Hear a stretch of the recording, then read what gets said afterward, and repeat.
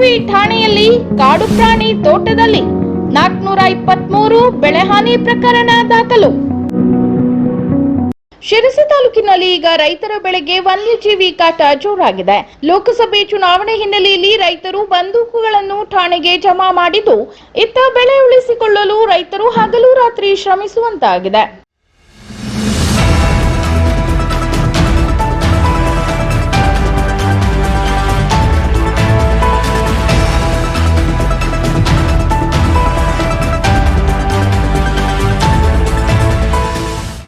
ಹೌದು, ಮಲೆನಾಡ ತಾಲೂಕಾದ ಶಿರಸಿ ಹಳ್ಳಿಗಳಲ್ಲಿ ಕೃಷಿ ಕ್ಷೇತ್ರವೆಲ್ಲ ಕಾಡಂಚಿನಲ್ಲಿಯೇ ಇವೆ.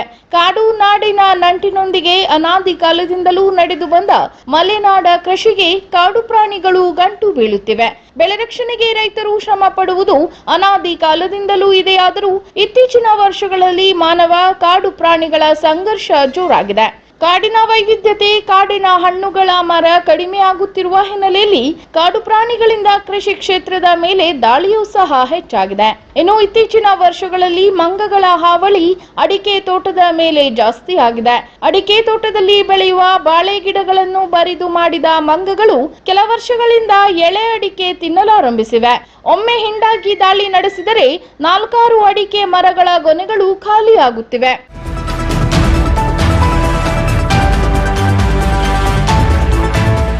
ಇನ್ನು ರಾತ್ರಿ ವೇಳೆ ಹಂದಿಗಳ ಕಾಟ ತಾಲೂಕಿನ ಬಹುತೇಕ ಎಲ್ಲಾ ಹಳ್ಳಿಗಳಲ್ಲೂ ಜಾಸ್ತಿಯಾಗಿದೆ.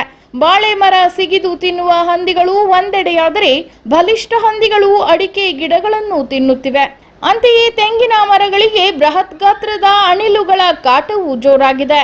ಬೊಂಡಗಳನ್ನೇ ತೂತು ಮಾಡಿ ತಿಂದು ಬೆಳೆ ನಷ್ಟ ಮಾಡುತ್ತಿದ್ದರೆ ನೆಲಕ್ಕೆ ಬಿದ್ದ ತೆಂಗಿನಕಾಯಿಗಳನ್ನು ಮುಳ್ಳು ಹಂದಿಗಳು ಒಡೆದು ತಿನ್ನುತ್ತಿವೆ.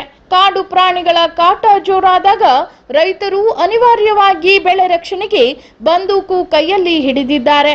ಪ್ರತಿ ಹಳ್ಳಿಯಲ್ಲೂ ಒಬ್ಬರು ಅಥವಾ ಇಬ್ಬರನ್ನು ಕಾಡು ಪ್ರಾಣಿಗಳಿಂದ ಬೆಳೆ ರಕ್ಷಣೆಯ ಕಾವಲಿಗೆ ನೇಮಿಸಿಕೊಳ್ಳುತ್ತಿದ್ದಾರೆ. ಆದರೆ ಈಗ ಚುನಾವಣಾ ಸಮಯ. ಪ್ರತಿ ಹಳ್ಳಿಯ ರೈತರ ಬಂದೂಕುಗಳು ಪೊಲೀಸ್ ಠಾಣೆ ಸೇರಿದೆ. ಇನ್ನೊಂದೆಡೆ ತೋಟಗಳಿಗೆ ಕಾಡು ಪ್ರಾಣಿಗಳ ಹಾವಳಿ ಜೋರಾಗಿದೆ. 423 ಬೆಳೆಹಾನಿ ಪ್ರಕರಣ.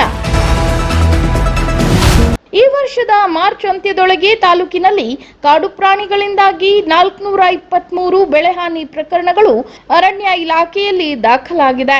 ಕಾಡು ಪ್ರಾಣಿಗಳಿಂದ ಬೆಳೆ ಹಾನಿ ಆಗಿದ್ದಕ್ಕೆ ಅರಣ್ಯ ಇಲಾಖೆಯಿಂದ ಪರಿಹಾರವಿದೆ. ಪ್ರಾಣಿಗಳು ದಾಂಗುಡಿಯಿಟ್ಟ ಮಾರನೇ ದಿನ ರೈತರು ಅರಣ್ಯ ಇಲಾಖೆಗೆ ತಿಳಿಸಬೇಕು. ಆ ಬಳಿಕ ಅರಣ್ಯ ಇಲಾಖೆ ಸಿಬ್ಬಂದಿ ತೋಟಕ್ಕೆ ಆಗಮಿಸಿ ಬೆಳೆ ಹಾನಿಯಾದ ಪಂಚನಾಮೆ ನಡೆಸಿ ಇಲಾಖೆಯಿಂದ ಪರಿಹಾರ ಹಣ ಮಂಜೂರು ಮಾಡುತ್ತಾರೆ. ಆದರೆ ಕಾಡು ಪ್ರಾಣಿಗಳ ಹಾವಳಿ ನಿರಂತರ ಪ್ರಕ್ರಿಯೆ. ದಿನ ದಿನ ಅವು ನಡೆಸುವ ದಾಳಿಗೆ ರೈತರೇ ಬೇಸತ್ತು ಅರಣ್ಯ ಇಲಾಖೆಗೆ ತಿಳಿಸಿ ಪಂಚನಾಮೆ ಮಾಡಿಸುವ ಬದಲು ಕಾವಲು ಮಾಡಿಕೊಳ್ಳುವತ್ತಲೇ ಗಮನ ನೀಡುತ್ತಿದ್ದಾರೆ. ಇನ್ನು ಸಣ್ಣ ಸಣ್ಣ ಹಾನಿಗಳಿಗೆ ಪ್ರಕರಣಗಳನ್ನೇ ದಾಖಲಿಸುತ್ತಿಲ್ಲ. ಅರಣ್ಯ ಇಲಾಖೆ 423 ಬೆಳೆಹಾನಿ ಪ್ರಕರಣಗಳಿಗೆ ಇದುವರೆಗೆ 51.23 ಲಕ್ಷ ರೂಪಾಯಿ ಪರಿಹಾರವನ್ನು ತಾಲೂಕಿನಲ್ಲಿ ರೈತರಿಗೆ ವಿತರಿಸಿದೆ. ಇನ್ನು ಕಾಡು ಪ್ರಾಣಿಗಳಿಂದ ಉಂಟಾದ ಬೆಳೆ ಹಾನಿಗೆ 2016ರಲ್ಲಿ ಪರಿಹಾರ ಹಣವನ್ನು ದುಪ್ಪಟ್ಟುಗೊಳಿಸಲಾಗಿದೆ. ರೈತರು ಪ್ರಾಣಿಗಳಿಂದ ಬೆಳೆ ಹಾನಿಯಾದಲ್ಲಿ ಅರಣ್ಯ ಇಲಾಖೆಗೆ ತಿಳಿಸಬೇಕೆಂದು ಶಿರಸಿ ಡಿಆರ್ಎಫ್ಒ ಡಾಕ್ಟರ್ ಅಜ್ಜಯ್ಯ ತಿಳಿಸುತ್ತಾರೆ. ಅಂತೆಯೇ ಕಾಡು ಪ್ರಾಣಿಗಳ ಹಾವಳಿ ಎಲ್ಲ ಉಪಬೆಳೆ ಪ್ರಮುಖ ಬೆಳೆಗೂ ಕಾಡಿದೆ. ರೈತರು ಮಾನವೀಯತೆ ಹಿನ್ನೆಲೆಯಲ್ಲಿ ಕಾಡು ಪ್ರಾಣಿಗಳಿಗೆ ಹಿಂಸೆ ಮಾಡುವುದಿಲ್ಲ. ಆದರೆ ರೈತನ ಬದುಕು ಕಷ್ಟವಾಗುತ್ತಿದೆ ಎಂದು ತಮ್ಮ ಅಳಲನ್ನು ತೋಡಿಕೊಳ್ಳುತ್ತಾರೆ ನಾಡಗುಳಿಯ ರೈತ ವಿಶ್ವನಾಥ್ ಶರ್ಮಾ. ಉದ್ಯೋಗ ಖಾತ್ರಿಗೆ ಸೇರಿಸಿ. ಇನ್ನು ಕಾಡು ಪ್ರಾಣಿಗಳ ಕಾವಲು ಮಾಡುವ ವ್ಯಕ್ತಿಗೆ ಪ್ರತಿದಿನ 500 ರೂಪಾಯಿ ಕೂಲಿ ನೀಡಬೇಕಾಗುತ್ತದೆ. ಈಗಾಗಲೇ ಎಲೆ ಚುಕ್ಕಿ ರೋಗದಿಂದ ಬೆಳೆ ಹಾನಿ, ಬರಗಾಲದ ಸ್ಥಿತಿಯಿಂದಾಗಿ ರೈತರು ಹಾನಿ ಅನುಭವಿಸಿದ್ದಾರೆ. ಕಾವಲು ವೆಚ್ಚ ಭರಿಸುವ ಶಕ್ತಿ ರೈತರಲ್ಲಿಲ್ಲ. ಹೀಗಾಗಿ ಬೆಳೆ ಕಾಯುವ ಉದ್ಯೋಗವನ್ನು ಉದ್ಯೋಗ ಖಾತ್ರಿಯಲ್ಲಿ ಸೇರಿಸಬೇಕು ಎಂಬ ಆಗ್ರಹ ರೈತರಿಂದ ಕೇಳಿಬಂದಿದೆ. ಈಗಾಗಲೇ ತಾಲೂಕಿನ ನೆಗ್ಗು, ಯಲ್ಲಾಪುರ ತಾಲೂಕಿನ ಕೆಲ ಗ್ರಾಮ ಪಂಚಾಯಿತಿಯಲ್ಲಿ ಠರಾವಿ ಸ್ವೀಕರಿಸಿ ಜಿಲ್ಲಾ ಪಂಚಾಯಿತಿಗೂ ಕಳುಹಿಸಿದ್ದಾರೆ. ಆದರೆ ಉದ್ಯೋಗ ಖಾತ್ರಿಯಲ್ಲಿ ಇದಕ್ಕೆ ಅವಕಾಶ ಇಲ್ಲದ ಕಾರಣ ಠರಾವು ಬೇಡಿಕೆಯಾಗಿಯೇ ಉಳಿದುಕೊಂಡಿದೆ.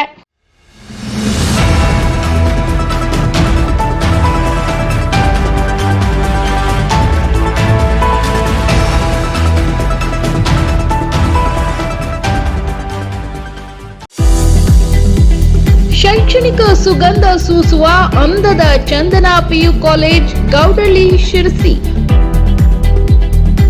ಜಿಲ್ಲೆಯ ಶಿಕ್ಷಣಾರ್ಥಿಗಳಿಗೆ ಸ್ವಾಭಿಮಾನದ ಸಂಕೇತವಾಗಿರುವ ಚಂದನ ಕಾಲೇಜಿನಲ್ಲಿ ಪಿಯುಸಿ ಓದಿಗಾಗಿ ವಲಸೆ ತಪ್ಪಿಸುವ ಉದ್ದೇಶ ಹೊಂದಿದ್ದು ಪ್ರಸಕ್ತದೊಂದಿಗೆ ಸಂಸ್ಕಾರ ಕಲಿಕೆಗೂ ಆದ್ಯತೆ ನೀಡಲಾಗಿದೆ. ಮಲೆನಾಡು ಶಿಕ್ಷಣ ಮತ್ತು ಗ್ರಾಮೀಣ ಅಭಿವೃದ್ಧಿ ಸೊಸೈಟಿಯ ಚಂದನ ಕಾಲೇಜು ಈಗ ಜಿಲ್ಲೆಯ ಜನರ ಗಮನ ಸೆಳೆಯುತ್ತಿದೆ. ಮಲೆನಾಡು ಶಿಕ್ಷಣ ಮತ್ತು ಗ್ರಾಮೀಣ ಅಭಿವೃದ್ಧಿ ಸೊಸೈಟಿಯಲ್ಲಿ ಚಂದನ ಪ್ರೌಢಶಾಲೆ ಕಳೆದ 16 ವರ್ಷಗಳಿಂದ ಘಟ್ಟದ ಮೇಲಿನ ತಾಲೂಕುಗಳಾದ ಶಿರಸಿ, ಸಿದ್ದಾಪುರ, ಯಲ್ಲಾಪುರ ತಾಲೂಕುಗಳಲ್ಲಿ ಮನೆ ಮಾತಾಗಿದೆ. ಈಗ ಇವರಿಂದ ಪಿಯು ಕಾಲೇಜು ಆರಂಭಿಸಲಾಗಿದ್ದು, ಚಂದನ ಕಾಲೇಜಿನ ಇಡೀ ಕಟ್ಟಡವನ್ನು ಪರಿಸರ ಸ್ನೇಹಿ ಹಂಚಿನ ಇಟ್ಟಿಗೆಗಳಿಂದಲೇ ನಿರ್ಮಿಸಲಾಗಿದೆ. ವಿದ್ಯಾರ್ಥಿಗಳ ಸರ್ವತೋಮುಖ ಅಭಿವೃದ್ಧಿಗೆ ಏನೇನು ಅವಶ್ಯಕತೆಯೋ ಅವೆಲ್ಲವನ್ನು ಇಲ್ಲಿಯೇ ಒಂದೇ ಕಟ್ಟಡದಲ್ಲೇ ಒದಗಿಸಲಾಗಿದೆ.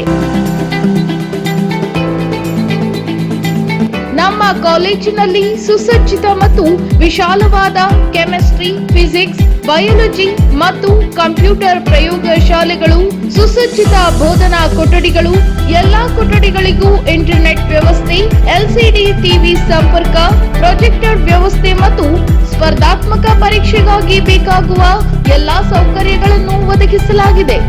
ಜೆಇಇ ಹಾಗೂ ನೀಟ್ ಕೋಚಿಂಗ್ಗಳು ಸಹ ನಮ್ಮಲ್ಲಿ ಲಭ್ಯ.